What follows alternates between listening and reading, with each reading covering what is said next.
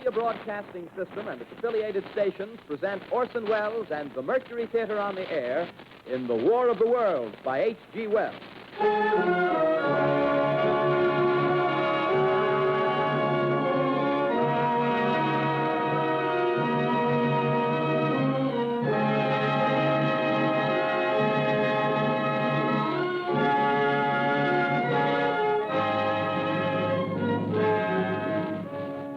Ladies and gentlemen, the director of the Mercury Theater and star of these broadcasts, Orson Welles. We know now that in the early years of the 20th century, this world was being watched closely by intelligences greater than man's, and yet as mortal as his own. We know now that as human beings busied themselves about their various concerns, they were scrutinized and studied, perhaps almost as narrowly as a man with a microscope might scrutinize the transient creatures that swarm and multiply in a drop of water. With infinite complacence, people went to and fro over the earth about their little affairs, serene in the assurance of their dominion over this small, spinning fragment of solar driftwood, which by chance or design, man has inherited out of the dark mystery of time and space. Yet across an immense ethereal gulf, minds that are to our minds as ours are to the beasts in the jungle, intellects vast, cool, and unsympathetic, regarded this earth with envious eyes and slowly and surely drew their plans against us. In the 39th year of the 20th century came the Great Disillusionment. It was near the end of October. Business was better. The war scare was over. More men were back at work. Sales were picking up. On this particular evening, October 30th, the Crosley service estimated that 32 million people were listening in on radios. For the next 24 hours, not much change in temperature.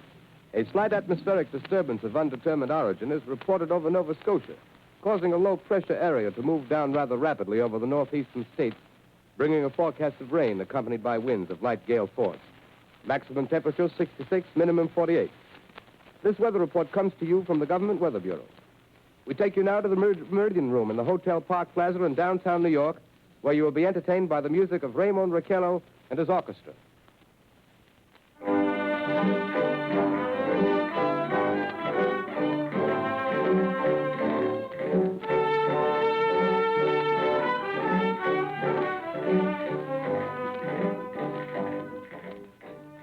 Good evening, ladies and gentlemen.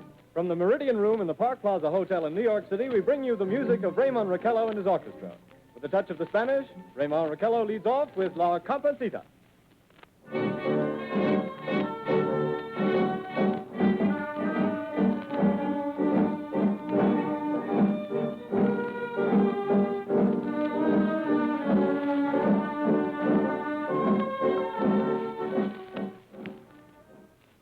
Ladies and gentlemen, we interrupt our program of dance music to bring you a special bulletin from the Intercontinental Radio News. At 20 minutes before 8 Central Time, Professor Farrell of the Mount Jennings Observatory, Chicago, Illinois, reports observing several explosions of incandescent gas occurring at regular intervals on the planet Mars. The spectroscope indicates the gas to be hydrogen and moving toward the Earth with enormous velocity.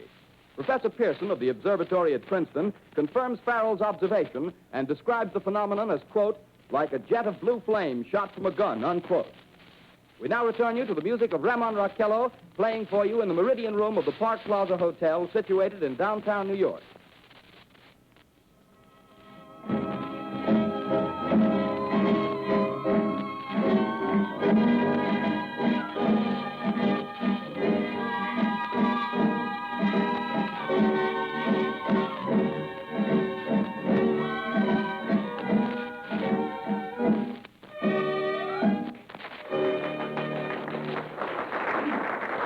And now a tune that never loses favor, the ever-popular Stardust, Raymond Raquello and his orchestra.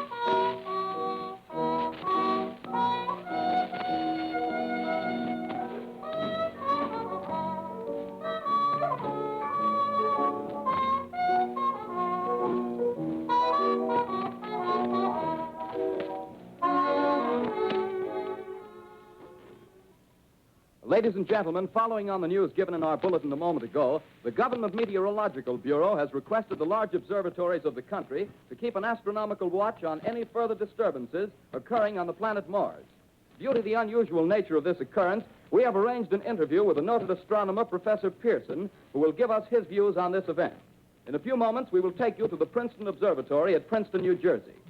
We return you until then to the music of Ramon Raquello and his orchestra.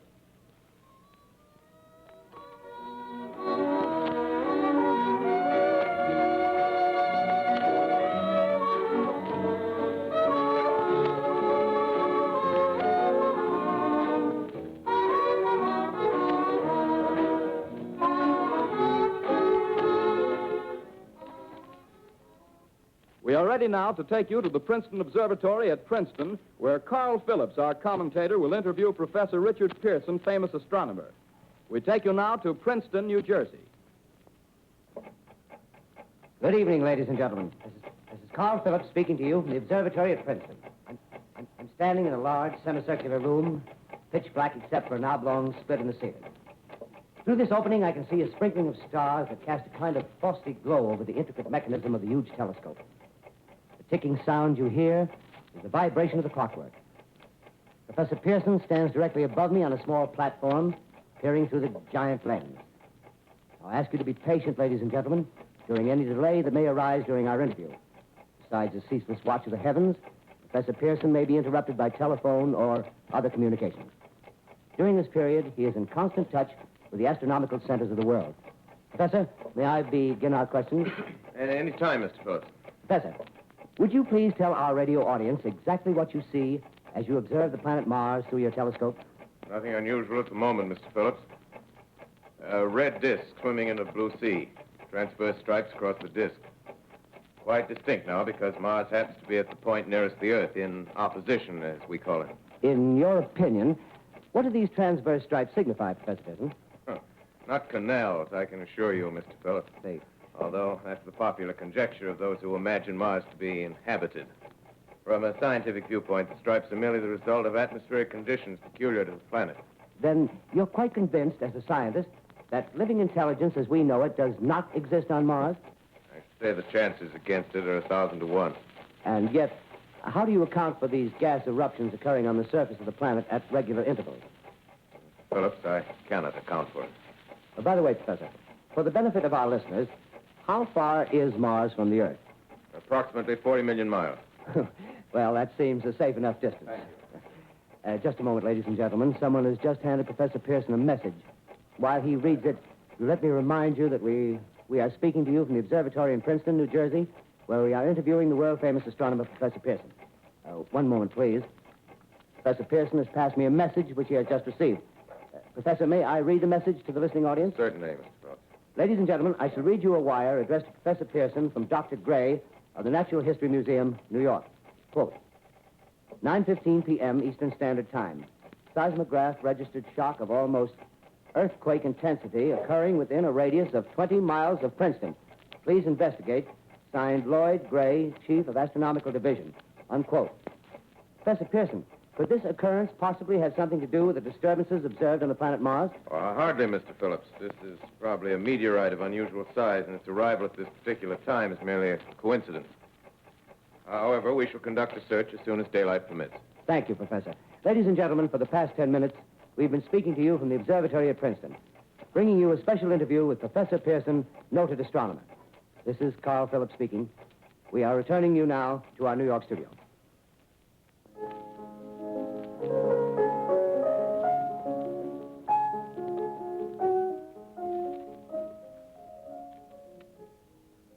Ladies and gentlemen, here is the latest bulletin from the Intercontinental Radio News. Toronto, Canada.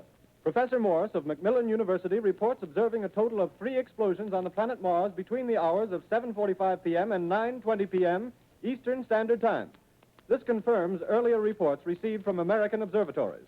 Now, nearer home, comes a special bulletin from Trenton, New Jersey.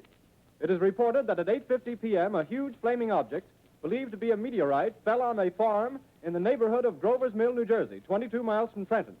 The flash in the sky was visible within a radius of several hundred miles, and the noise of the impact was heard as far north as Elizabeth. We have dispatched a special mobile unit to the scene.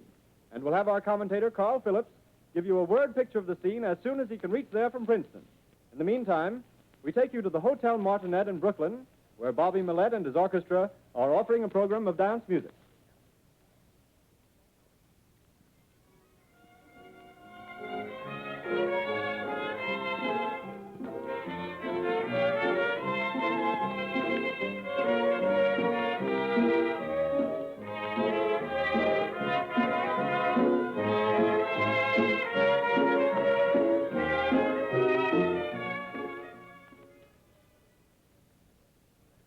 We take you now to Grover's Mill, New Jersey.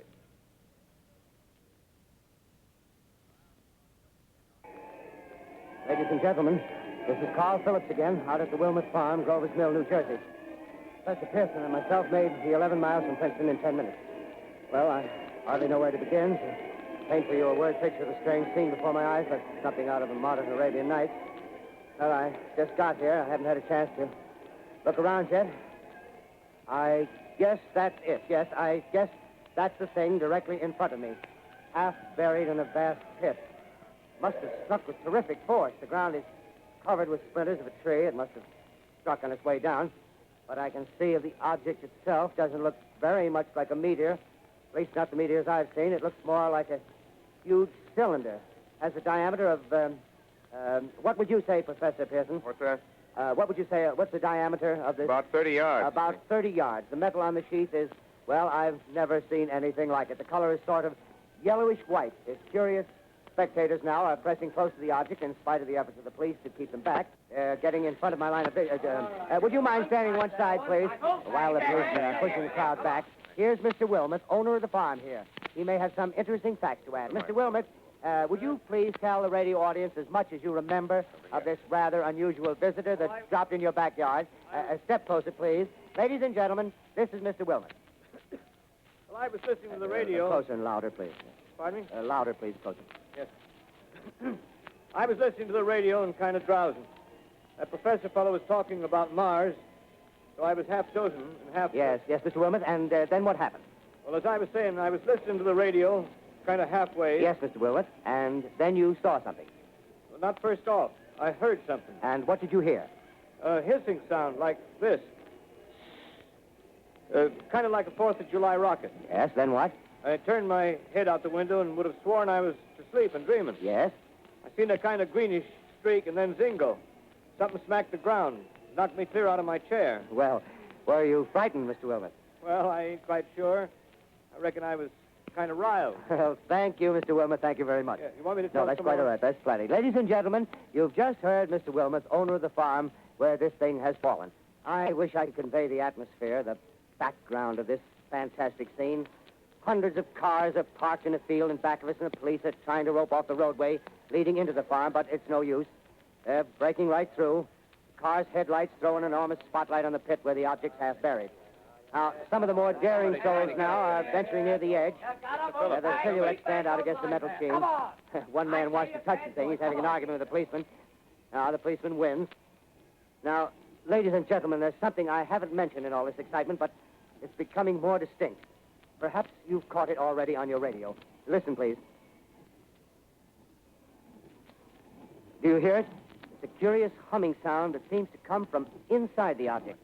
I'll move the microphone nearer. Here. Now, we're not more than 25 feet away. Can you hear it now? Professor Pearson. Yes, Mr. Brooks. Can you tell us the meaning of that scraping noise inside the thing? Possibly the unequal cooling of its surface. I say, do you still think it's a meteor, Professor? I don't know what to think.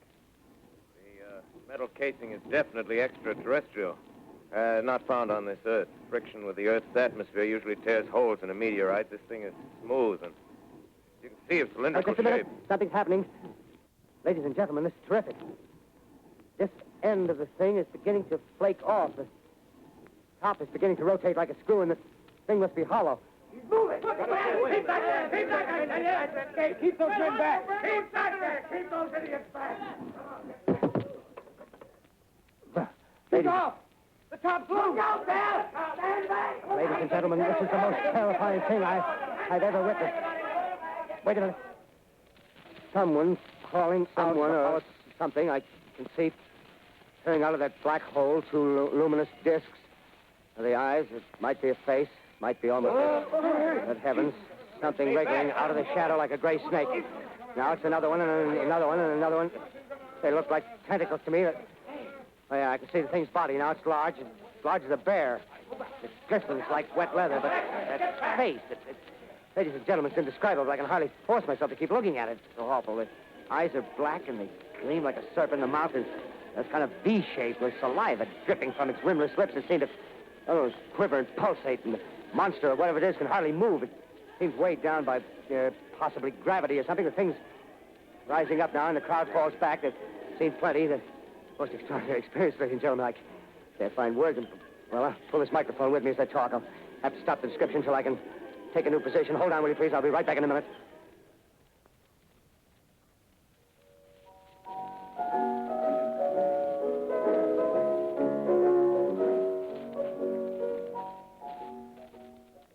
We are bringing you an eyewitness account of what's happening on the Wilmuth Farm, Grover's Mill, New Jersey.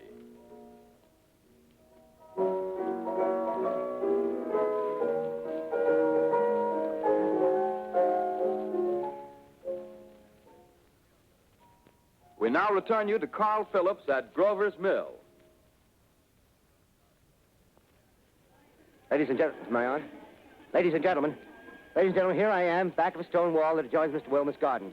From here, I get a sweep of the whole scene. I'll give you every detail as long as I can talk and as long as I can see. More state police have arrived. They're drawing up a cordon in front of the pit.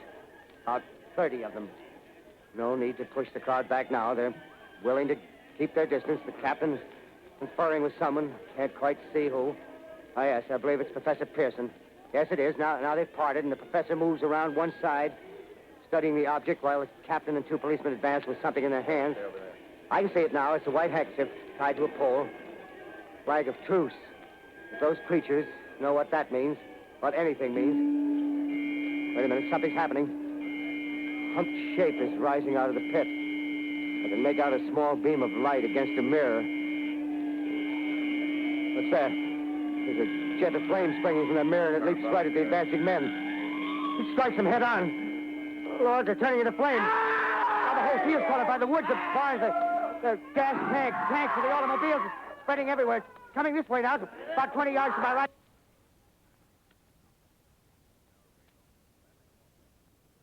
Ladies and gentlemen, due to circumstances beyond our control, we are unable to continue the broadcast from Grover's Mill. Evidently, there's some difficulty with our field transmission. However, we will return to that point at the earliest opportunity. In the meantime, we have a late bulletin from San Diego, California. Professor Indelkoffer, speaking at a dinner of the California Astronomical Society, expressed the opinion that the explosions on Mars are undoubtedly nothing more than severe volcanic disturbances on the surface of the planet. We continue now with our piano interlude.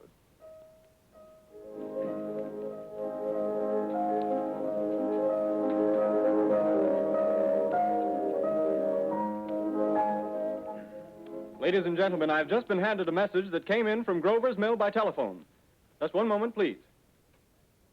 At least 40 people, including 6 state troopers, lie dead in a field east of the village of Grover's Mill, their bodies burned and distorted beyond all possible recognition.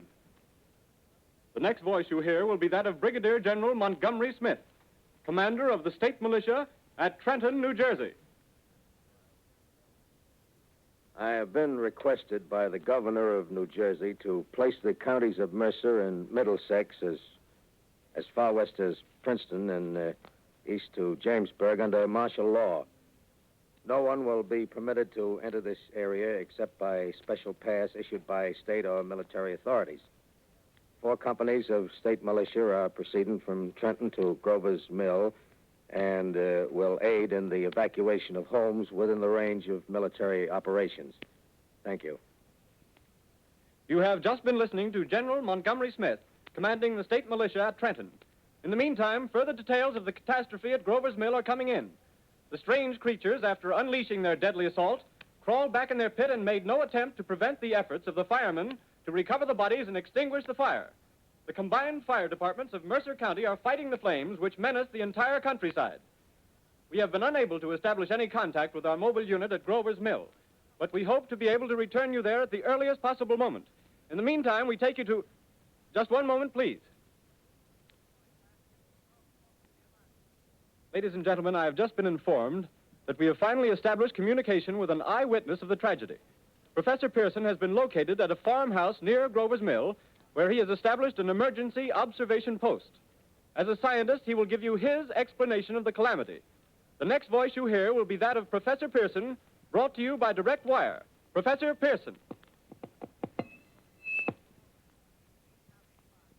Of the creatures in the rocket cylinder at Grover's Mill, I can give you no authoritative information, either as to their nature, their origin, or their purposes here on Earth. Of their destructive instrument, I might venture some conjectural explanation. For want of a better term, I shall refer to the mysterious weapon as a heat ray. It's all too evident that these creatures have scientific knowledge far in advance of our own. It's my guess that in some way they are able to generate an intense heat in a chamber of practically absolute non-conductivity. This intense heat they project in a parallel beam against any object they choose by means of a polished parabolic mirror of unknown composition, much as the mirror of a lighthouse projects a beam of light. That is my conjecture of the origin of the heat ray. Thank you, Professor Pearson. Ladies and gentlemen, here is a bulletin from Trenton. It is a brief statement informing us that the charred body of Carl Phillips has been identified in a Trenton hospital. Now, here's another bulletin from Washington, D.C. The Office of the Director of the National Red Cross reports 10 units of Red Cross emergency workers have been assigned to the headquarters of the state militia, stationed outside of Grover's Mill, New Jersey. Here's a bulletin from State Police, Princeton Junction. The fires at Grover's Mill and vicinity are now under control. Scouts report all quiet in the pit, and there is no sign of life appearing from the mouth of the cylinder.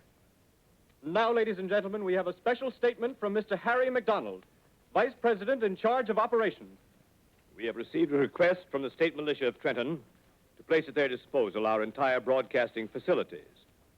In view of the gravity of the situation, and believing that radio has a responsibility to serve in the public interest at all times, we are turning over our facilities to the state militia at Trenton. We take you now to the field headquarters of the state militia near Grover's Mill, New Jersey. This is Captain Lansing of the Signal Corps, attached to the state militia, now engaged in military operations in the vicinity of Grover's Mill. Situation arising from the reported presence of certain individuals of unidentified nature is now under complete control. The cylindrical object, which lies in a pit directly below our position, surrounded on all sides by 8 battalions of infantry, without heavy field pieces, but adequately armed with rifles and machine guns. All cause for alarm, if such cause ever existed, is now entirely unjustified. Things, whatever they are, do not even venture to poke their heads above the pit. I can see their hiding place plainly in the glare of the searchlights here.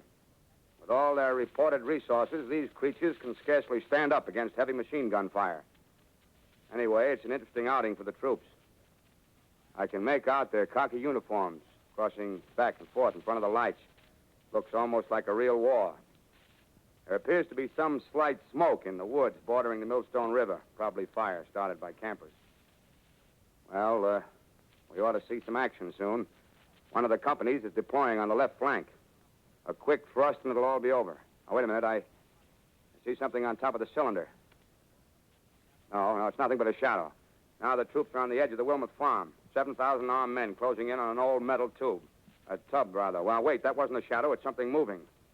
Solid metal, kind of a shield-like affair rising up out of the cylinder. It's going higher and higher. What? It's standing on legs, actually rearing up on a sort of metal framework. Now it's reaching above the trees and the searchlights are on it. Hold on.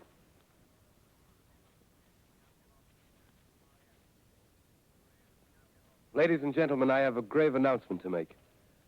Incredible as it may seem, both the observations of science and the evidence of our eyes lead to the inescapable assumption that those strange beings who landed in the Jersey farmlands tonight are the vanguard of an invading army from the planet Mars.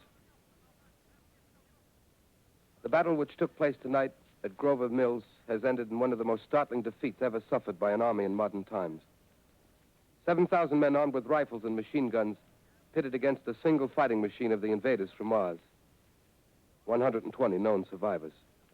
The rest strewn over the battle area from Grover's Mill to Plainsboro, crushed and trampled to death under the metal feet of the monster, or burned to cinders by its heat ray. The monster is now in control of the middle section of New Jersey and has effectively cut the state through its center. Communication lines are down from Pennsylvania to the Atlantic Ocean. Railroad tracks are torn and service from New York to Philadelphia discontinued, except routing some of the trains through Allerton and Phoenixville. Highways to the north, south, and west are clogged with frantic human traffic. Police and Army reserves are unable to control the mad flight. By morning, the fugitives will have swelled Philadelphia, Camden, and Trenton. It is estimated to twice their normal population. Martial law prevails throughout New Jersey and eastern Pennsylvania. At this time, we take you to Washington for a special broadcast on the national emergency. The Secretary of the Interior. Citizens of the nation, I shall not try to conceal the gravity of the situation that confronts the country, nor the concern of your government in protecting the lives and property of its people. However, I wish to impress upon you, private citizens and public officials, all of you, the urgent need of calm and resourceful action. Fortunately, this formidable enemy is still confined to a comparatively small area, and we may place our faith in the military forces to keep them there. In the meantime, placing our faith in God, we must continue the performance of our duties, each and every one of us, so that we may confront this destructive adversary with a nation united, courageous, and consecrated to the preservation of human supremacy on this earth. I thank you. You have just heard the Secretary of the Interior speaking from Washington. Bulletins too numerous to read are piling up in the studio here. We're informed that the central portion of New Jersey is blacked out from radio communication due to the effect of the heat ray upon power lines and electrical equipment. Here's a special bulletin, New York. Cables have been received from English, French, and German scientific bodies offering assistance. Astronomers report continued gas outbursts at regular intervals on the planet Mars. The majority voiced the opinion that the enemy will be reinforced by additional rocket machines. There have been several attempts made to locate Professor Pearson of Princeton, who has observed Martians at close range. It is feared he was lost in the recent battle. Langham Field, Virginia. Scouting planes report 3 Martian machines visible above treetops, moving north toward Somerville with population fleeing ahead of them. The heat ray is not in use, although advancing at express train speed, invaders pick their way carefully. They seem to be making a conscious effort to avoid destruction of cities and countryside. However, they stop to uproot power lines, bridges, and railroad tracks. Their apparent objective is to crush resistance, paralyze communication, and disorganize human society. Here is a bulletin from Basking Ridge, New Jersey. Coon hunters have stumbled on a second cylinder similar to the first, embedded in the great swamp 20 miles south of Morristown. Army field pieces are proceeding from Newark to blow up the second invading unit before the cylinder can be opened and the fighting machine rigged. They are taking up a position in the foothills of Watchung Mountains. Another bulletin from Langham Field, Virginia. Scouting planes report enemy machines, now 3 in number, increasing speed northward, kicking over houses and trees in their evident haste to form a conjunction with their allies south of Morristown. Machines also sighted by telephone operator east of Middlesex, within 10 miles of Plainfield. Please turn the cassette over at this point to begin side 2.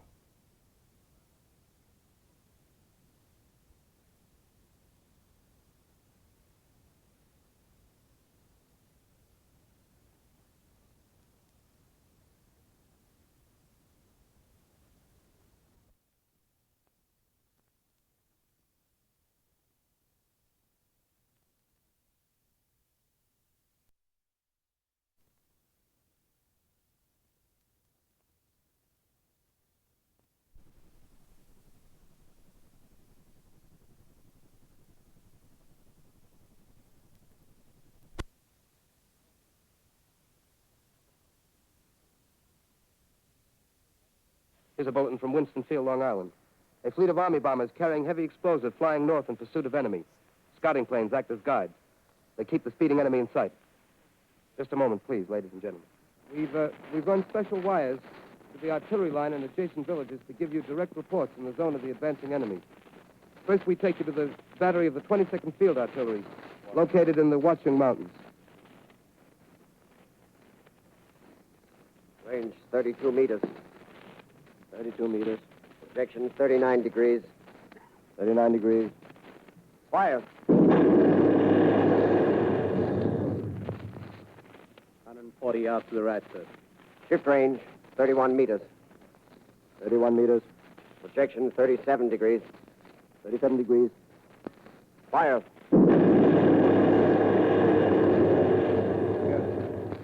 Hit, sir. Got the tripod of one of them. They're stopped. The others are trying to repair it. Quick, get the range. Shift 30 meters. 30 meters. Projection 27 degrees. 27 degrees. Fire.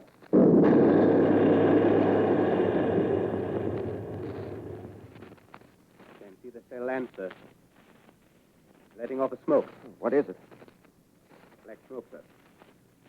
Moving this way. Lying close to the ground. Moving fast. Put on gas mask.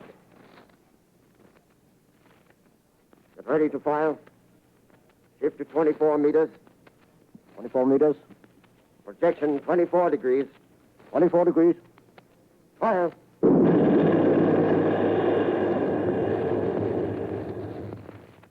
They can't see, sir. Smoke's coming nearer. Get the range. 23 meters. 23 meters. 23 meters. Projection 22 degrees. 22 degrees.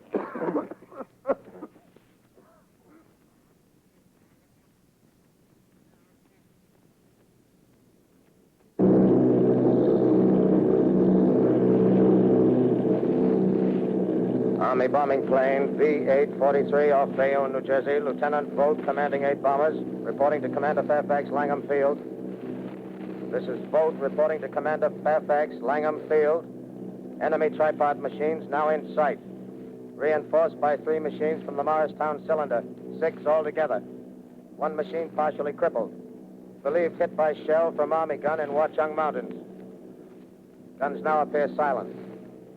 A heavy black fog hanging close to the earth of extreme density, nature unknown. No sign of heat ray. Enemy now turns east, crossing Passaic River into the Jersey marshes. Another straddles the Pulaski Skyway. Evident objective is New York City. They're pushing down a high-tension power station. The machines are close together now, and we're ready to attack. Planes circling, ready to strike.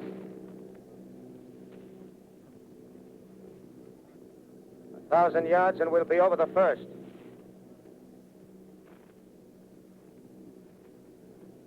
Eight 800 yards.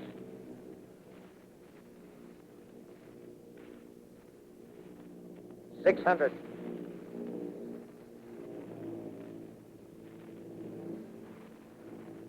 400. 200.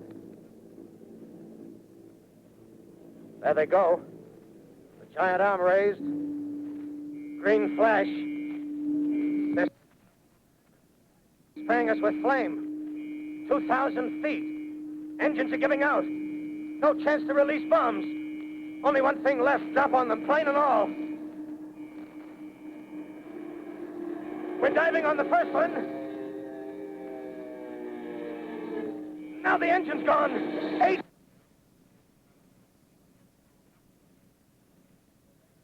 This is Bayonne, New Jersey, calling Langham Field. This is Bayonne, New Jersey, calling Langham Field. Come in, please. This is Langham Field. Go ahead. 8 Army bombers in engagement with enemy tripod machines over Jersey Flats. Engines incapacitated by heat ray. All crashed. 1 enemy machine destroyed. Enemy now discharging heavy black smoke in direction of... This is Newark, New Jersey. This is Newark, New Jersey. Warning. Poisonous black smoke pouring in from Jersey marshes. Reaches South Street. Gas masks useless. Urge population to move into open spaces. Automobiles use routes 7, 23, 24. Avoid congested areas. Smoke now spreading over Raymond Boulevard.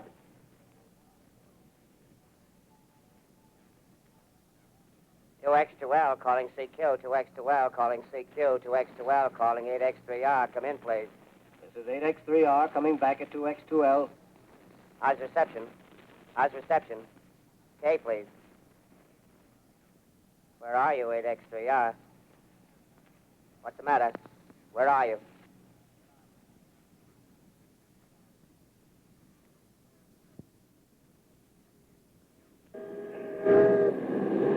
I'm speaking from the roof of Broadcasting Building.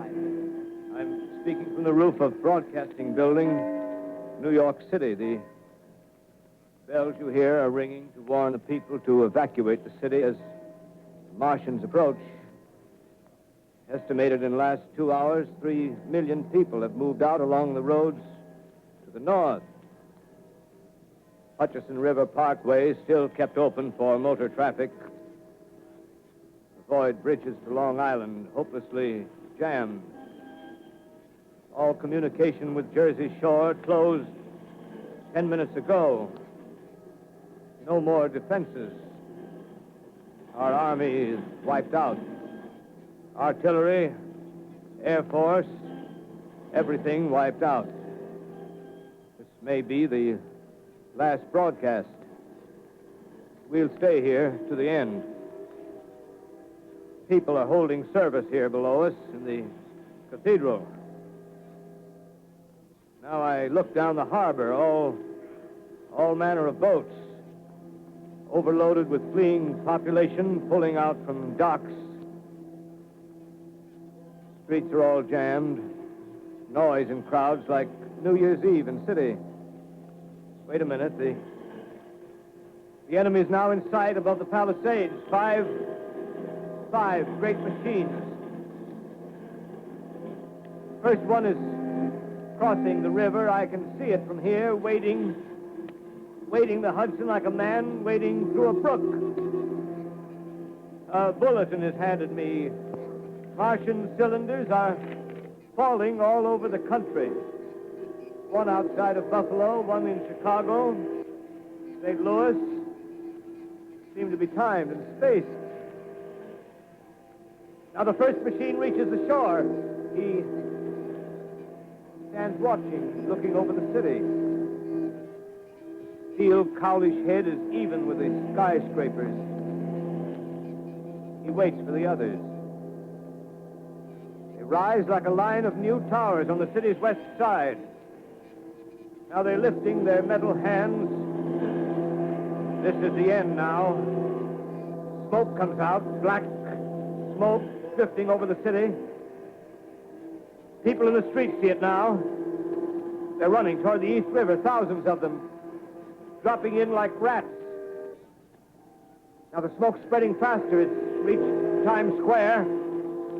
People are trying to run away from it, but it's no use. They're falling like flies. Now the smoke's crossing 6th Avenue. 5th Avenue. 100 yards away. It's 50 feet.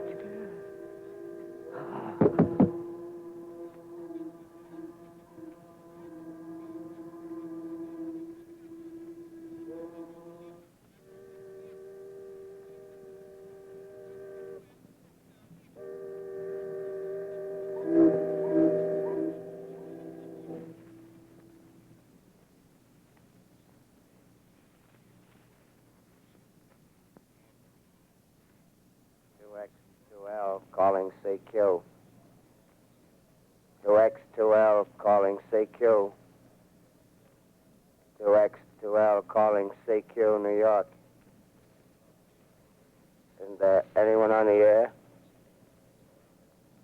Isn't there anyone on the air? Isn't there anyone? 2X2L.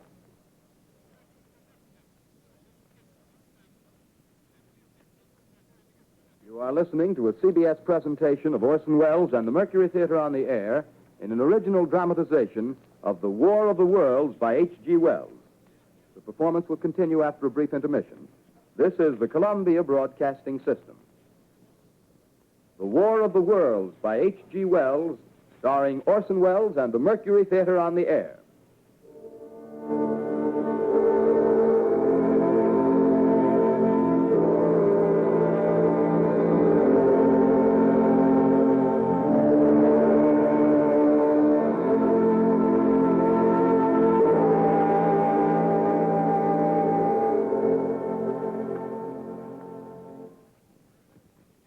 As I set down these notes on paper, I'm obsessed by the thought that I may be the last living man on Earth. I've been hiding in this empty house near Grover's Mill, a small island of daylight cut off by the black smoke from the rest of the world. All that happened before the arrival of these monstrous creatures in the world now seems part of another life. A life that has no continuity with the present. Furtive existence of the lonely derelict who pencils these words on the back of some astronomical notes bearing the signature of Richard Pearson. I look down at my blackened hand and I try to connect them with a professor who lives at Princeton and who, on the night of October 20th, glimpsed through his telescope an orange splash of light on a distant planet. My wife, my colleagues, my students, my books, my observatory, my world. Where are they? Did they ever exist? Am I Richard Pearson? What day is it? Do days exist without calendars? Does time pass when there are no human hands left to wind the clocks? In writing down my daily life, I tell myself I shall preserve human history between the dark covers of this little book that was meant to record the movements of the stars. But to write, I must live, and to live, I must eat. Find moldy bread in the kitchen and an orange not too spoiled to swallow. Keep watch at the window. Time to time, I catch sight of a Martian above the black smoke. The smoke still holds the house in its black coil, but at length there's a hissing sound, and suddenly I see a Martian mounted on his machine, spraying the air with a jet of steam as if to dissipate the smoke. I watch in a corner as his huge metal legs nearly brush against the house. Exhausted by terror, I fall asleep. Morning. Sun streams in the window. The black cloud of gas is lifted, and the scorched meadows to the north look as though a black snowstorm had passed over them. I venture from the house. I make my way to a road, no traffic. Here and there, a wrecked car, baggage overturned, a blackened skeleton. Push on north. For some reason, I feel safer trailing these monsters than running away from them. And I keep a careful watch. I've seen the Martians feed. Should one of their machines appear over the top of trees, I'm ready to fling myself flat on the earth. I come to a chestnut tree. October. Chestnuts are ripe. Fill my pockets. I must keep alive. 2 days I wander in a vague northerly direction through a desolate world. Finally, I notice a living creature. A small red squirrel in a beech tree. I stare at him and wonder. He stares back at me. I believe at that moment the animal and I shared the same emotion. The joy of finding another living being. Push on north. I find dead cows in a brackish field, and beyond the charred ruins of a dairy, the silo remains standing guard over the wasteland like a lighthouse, deserted by the sea. Astride the silo perches a weathercock. The arrow points north. North. Next day, I come to a city vaguely familiar in its contours, yet its building strangely dwarfed and leveled off as if a giant had sliced off its highest towers with a capricious sweep of his hand. Reached the outskirts, I found Newark. Newark, undemolished but humbled by some whim of the advancing Martians. Presently, with an odd feeling of being watched, I caught sight of something crouching in a doorway. I made a step towards it, and it rose up and became a man. A man armed with a large knife. Stop! Where do you come from? I come from many places. A long time ago, from Princeton. Princeton, huh? That's near Grover's Mill. Yes. Grover's Mill. There's no food here. This is my country. All this end of town down the river. There's only food for one. Which way are you going? I don't know. I guess I'm looking for people. Hey, what was that? Did you hear something just then? No. Only a bird. A live bird. Yeah. You get to know that birds have shadows these days. Say, we're in the open here. Let's crawl in this doorway here and talk. Have you seen any Martians? No. They're going over to New York. Night, the sky's alive with their lights, just as if people were still living in it. By daylight, you can't see them. 5 days ago, a couple of them carried something big across the flats from the airport. I think they're learning how to fly. Fly? Yeah, fly. Then it's all over with humanity. Stranger, there's still you and I. 2 of us left. Yeah. They got themselves in solid. They wrecked the greatest country in the world. Those green stars, they're probably falling somewhere every night. They've only lost one machine. There isn't anything to do. We're done. We're licked. Where were you? You're in a uniform. Yeah, what's left of it. I was in the militia. National Guard. That's good. There wasn't any war. Any more than there's war between men and ants. Yes, but we're eatable ants. I found that out. What'll they do to us? I thought it all out. Right now, we're caught as we're wanted. A Martian only has to go a few miles to get a crowd on the run. But they won't keep on doing that. They'll begin catching us systematic, like keeping the best and storing us in cages and things. They haven't begun on us yet. Not begun? Not begun. All that's happened so far is because we don't have sense enough to keep quiet. Bothering them with guns and such stuff and losing our heads and rushing off in crowds.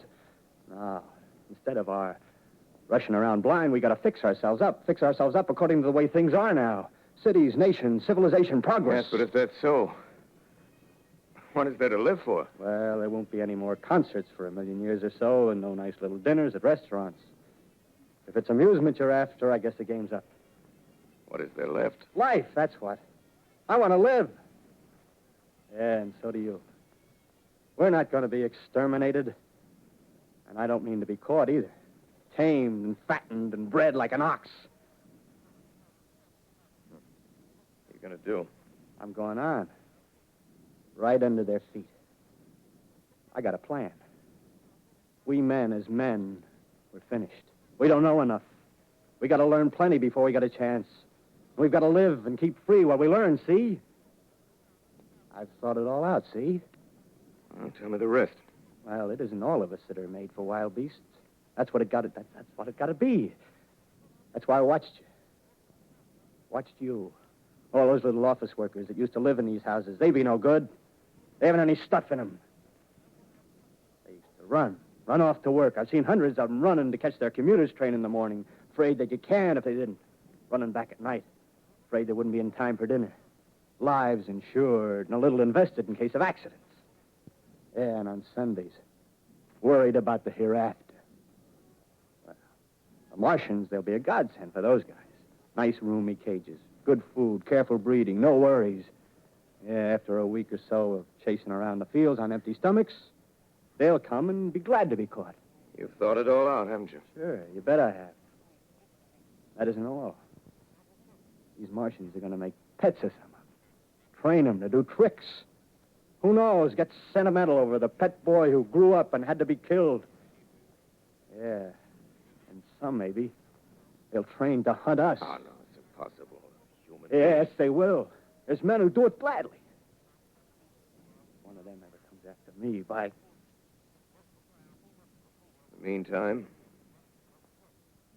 you and I and others like us, where are we to live when the Martians own the Earth? I got it all figured out. We'll live underground. I've been thinking about the sewers. Under New York, there are miles and miles of them. The main ones, they're big enough for anybody.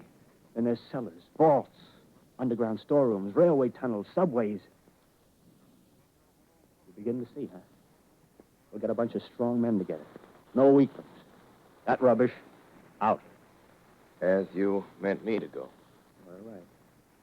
Give you a chance, didn't I? Won't quarrel about that. Go on. Well, we got to make safe places for us to stay in, see? Get all the books we can. Science books. That's where men like you come in, see? We raid the museums. We'll even spy on the Martians. May not be so much we have to learn before... Listen. Just imagine this. 4 or 5 of their own fighting machines suddenly start off. Heat rays right and left. Not a Martian in them. Not a Martian in them, see? But men. Men who've learned the way how. May even be in our time. Gee. Imagine having one of them lovely things with a heat ray wide and free. We'd turn it on Martians. We'd turn it on men. We'd bring everybody down on their knees. That's your plan. Yeah. You. Me. A few more of us. We'd own the world. I see. Hey. Hey, what's the matter? Where are you going? Not to your world. Bye, stranger. Well, after parting with the artilleryman, I came at last to the Holland Tunnel, entered that silent tube. Anxious to know the fate of the great city on the other side of the Hudson. Cautiously, I came out of the tunnel and made my way up Canal Street. Reached 14th Street, and there again were black powder and several bodies and an evil, ominous smell from the gratings of the cellars of some of the houses. I wandered up through the 30s and 40s, stood alone on Times Square, caught sight of a lean dog running down 7th Avenue with a piece of dark brown meat in his jaws and a pack of starving mongrels at his heels. Made a wide circle around me as though he feared I might prove a fresh competitor. Walked up Broadway in the direction of that strange powder, past silent shop windows, displaying their mute wares to empty sidewalks. Past the Capitol Theater, silent, dark. Past a shooting gallery where a row of empty guns faced an arrested line of wooden ducks. Near Columbus Circle, I noticed models of 1939 motor cars in the showrooms facing empty streets. Over the top of the General Motors building, I watched a flock of black birds circling in the sky. Hurried on. Suddenly, I caught sight of the hood of a Martian machine, standing somewhere in Central Park, gleaming in the late afternoon sun. An insane idea. I rushed recklessly across Columbus Circle and into the park. I climbed a small hill above the pond at 60th Street, and from there I could see, standing in a silent row along the mall, 19 of those great metal Titans, their cowls empty, their steel arms hanging listlessly by their sides. I looked in vain for the monsters that inhabit those machines. Suddenly, my eyes were attracted to the immense flock of black birds that hovered directly below me. They circled to the ground. And there before my eyes, stark and silent, lay the Martians with the hungry birds pecking and tearing brown shreds of flesh from their dead bodies. Later, when their bodies were examined in laboratories, it was found that they were killed by the putrefactive and disease bacteria against which their systems were unprepared. Slain, after all, man's defenses had failed by the humblest thing that God, His wisdom, has put upon this earth. Before the cylinder fell, there was a general persuasion that through all the deep of space, no life existed beyond the petty surface of our minute sphere. Now we see further. Dim and wonderful is the vision I've conjured up in my mind of life spreading slowly from this little seedbed of the solar system throughout the inanimate vastnesses of sidereal space. But a remote dream, maybe.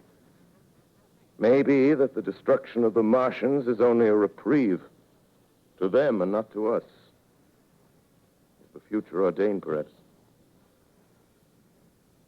Strange it now seems to sit in my peaceful study at Princeton, writing down this last chapter of the record, begun at a deserted farm in Grover's Mill. Strange to watch children playing in the streets. Strange to see young people strolling on the green where the new spring grass heals the last black scars of a bruised earth. Strange to watch the sightseers enter the museum where the dissembled parts of a Martian machine are kept on public view. Strange when I recall the time when I first saw it.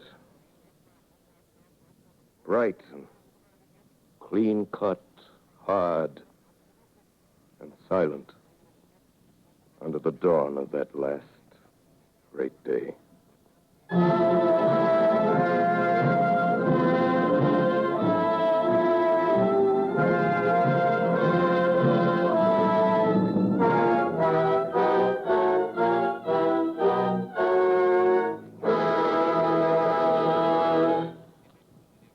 This is Orson Welles, ladies and gentlemen, out of character, to assure you that the War of the Worlds has no further significance than as the holiday offering it was intended to be.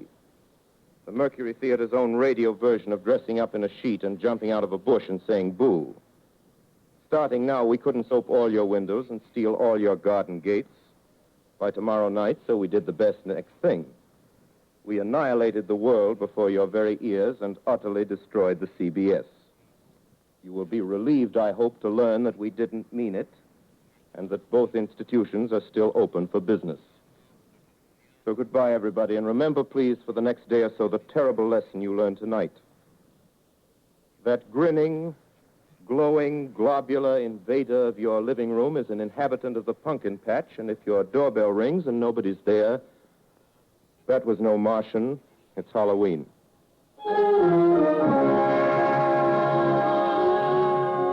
Tonight, the Columbia Broadcasting System and its affiliated stations coast to coast has brought you The War of the World by H.G. Wells, the 17th in its weekly series of dramatic broadcasts featuring Orson Welles and the Mercury Theater on the air.